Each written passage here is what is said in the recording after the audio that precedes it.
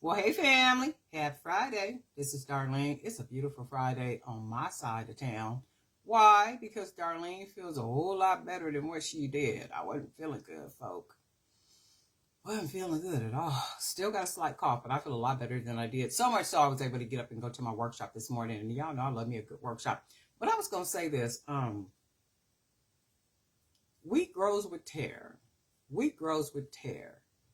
You go out, you till the ground. Hopefully it's good ground. You till the ground, do what you need to do, throw the seeds out there. You go out there, you water, you fertilize, you do whatever it is that you have to do. This applies in life, any situation, with any group of people, any space that you're in, and you see a weed. Woo, Lord, not a weed. Yes, a weed. And sometimes you can't pull the weeds up because if you pull the weeds up, it will destroy the fruits or the veggies. So at that point, you have to let the wheat grow with the tear, right?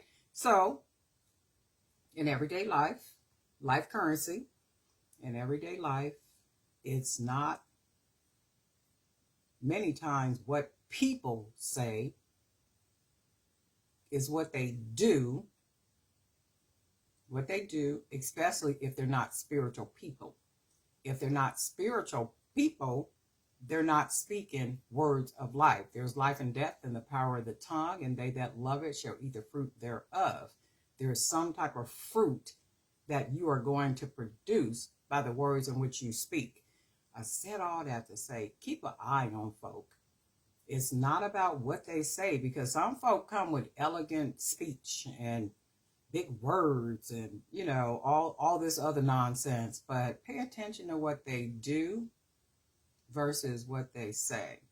Even like women, pay attention to what men say. And men are pretty general when they say what they say. If they say, well, I'm not trying to be in nothing serious, chances are they really not trying to be in nothing serious. They really not trying to be in nothing serious. And you can see their track record, they ain't trying to be in nothing serious. If they serial daters, chances are you're just going to be a part of the serialness, right?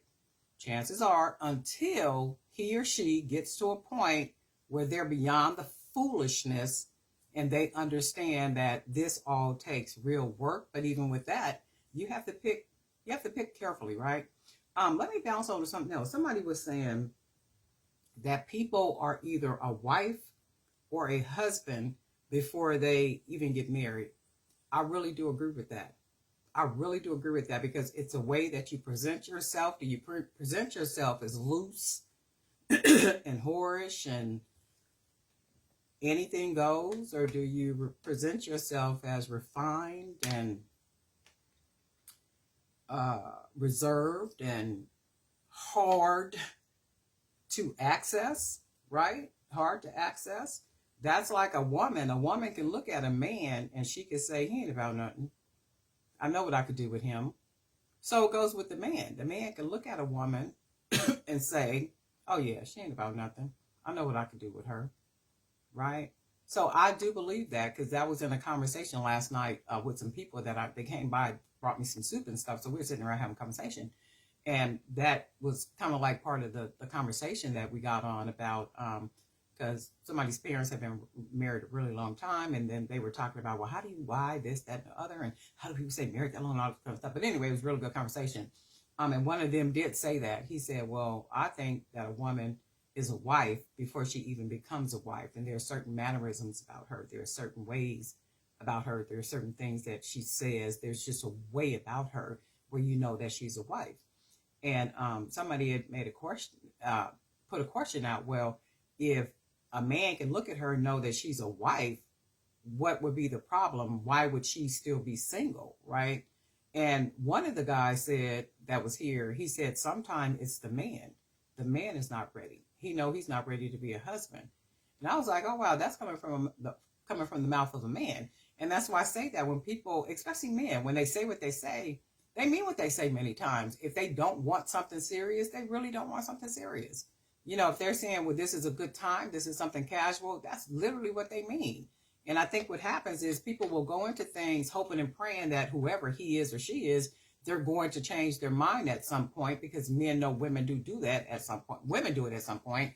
But men generally, they're knowing that they're going into this for whatever reason they're going into this. And I'm gonna tell you something that I do know. Men usually know to what capacity you're gonna play in their life. They know from the very beginning, chances are you're not gonna be around long, but for the time you're gonna be around, we gonna do this. Basically. Basically. And that's all there is, there ain't no more. But pay attention to what people do.